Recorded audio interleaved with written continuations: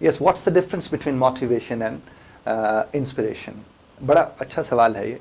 देखिए, हर मोटिवेटेड आदमी जरूरी नहीं कि इंस्पायर्ड हो, क्योंकि अब बड़ी स्ट्रगल भी हो रही है। जब बहुत ज्यादा मोटिवेशनल स्पीकर जब मैदान में आ गए तो वो कहीं ना कहीं जाकर लोगों को मोटिवेट कर रहे हैं।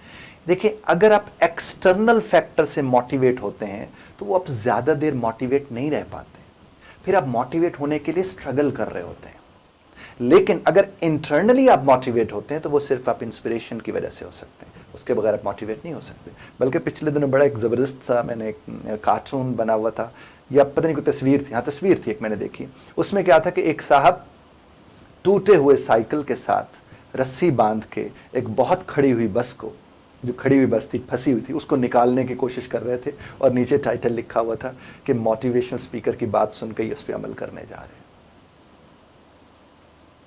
ट्रेजेडी है, लम्हे फिक्रिया है। अगर आप इसको रिलेट कर सकें तो आपको अंदाजा होगा कि वो he was not internally motivated. जो इंटरनली मोटिवेटेड और इंस्पायर होते हैं वो पॉसिबिलिटीज को देखते हैं तो काम करते हैं। वो ऐसा नहीं करते कि मस्टन उसने कहा कि देखो भी तुम इससे छलांग लगा दोगे तुम्हारी कोई हड्डी नहीं टूटेगी, वो कहते I am motivated, I am gonna do that. ऐसा नहीं होता। सेंस चाहिए, रिलेट। इंस्पायर आप होते ही तब हैं जब आप रिलेट कर पाते हैं। आप अगर रिलेट नहीं करेंगे तो आप इंस्पायर नहीं होंगे। और इंस्पिरेशन के ऊपर एक और बात मैं आपसे अर्ज करूं, जो इंस्पायर होते हैं उन्हें इंस्पायर करने वाले कभी आकर ये नहीं कहते कि मैं जो तुम्हें कह रहा हूं इंस्पायर हो जाओ तो हो जाओ, नहीं होता। ये इंटरनल होता है। तो जो बोर हो जाते हैं मोटिवेशन से, ये वो लोग होते हैं जो एक्सटर्नल फैक्टर्स की बेसिस पे मोटिवेट हो रहे होते हैं। और जो इंजॉय कर रहे होते हैं उस प्रोसेस को, वो इंस्पायर हुए होते हैं। इंस्पायर आदमी क्या करता है, वो मुकाबले में जिसके साथ मुकाबला होता है उसके एहतराम इज्जत करके साथ शरीक होता है मुकाबले में। और जो इंस्पायर नहीं हो रहा होता वो हसद में मुब्तला हो जाता है। एक हासिद आदमी भी कॉम्पिटिशन होता है, लेकिन वो अनफेयर मीन्स फिर अपनाता है अपनी विक्ट्री को इंश्योर करने के लिए। वो ज्यादातर अगर मोटिवेट हुआ भी तो वो किस बुनियाद पे मोटिवेट हुआ कि external factors played their role. लेकिन एक जब इंटरनल फैक्टर्स अपना रोल प्ले करते हैं और इंस्पायर होते हैं। लिहाजा मैं अक्सर ये लोगों से कहता हूं कि कुछ लोग होते हैं जो इंस्पायर होते हैं और फिर इंस्पायर करते हैं, चूंकि उन्होंने किसी की कामयाबी को देखा, उस कामयाबी ने उन्हें इंटरनली मोटिवेट किया, वो इससे इंस्पायर हुए, फिर बहुत कामयाब इंसान बन गए।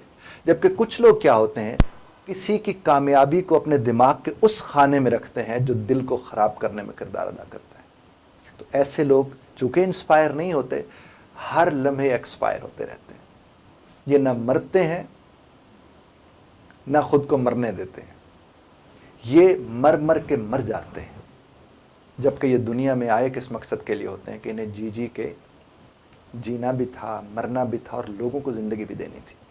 आप अगर कहते हैं कि आपने 10 लोगों को बड़ा जाके मोटिवेट किया है और वो इनकलाब ले आए हैं, तो इसका मतलब ये हुआ कि आपने उन्हें इंस्पायर किया है। इसका मतलब ये नहीं था कि सिर्फ आपने उन्हें मोटिवेट किया है। आजकल मोटिवेशन का लफ्ज़ बहुत तेज़ी से फैल रहा है, which is good thing, that is encouraging.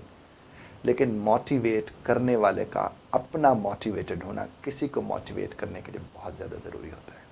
और that is not motivation for motivation sake, that is motivation for inspiration सेक।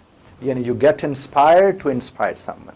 आप इंस्पायर होते हैं तो आप किसी को इंस्पायर करते हैं। और जितने भी सूफिया गुजरे हैं, इन सब के अंदर वो सारी खासियत पाई जाती थी। ये इतने अच्छे मोटिवेशनल स्पीकर होते थे कि ये इंस्पायर हुए होते थे और इंस्पिरेशन लेकर ये लोगों को इंस्पायर करते थे। Thank you very much for listening.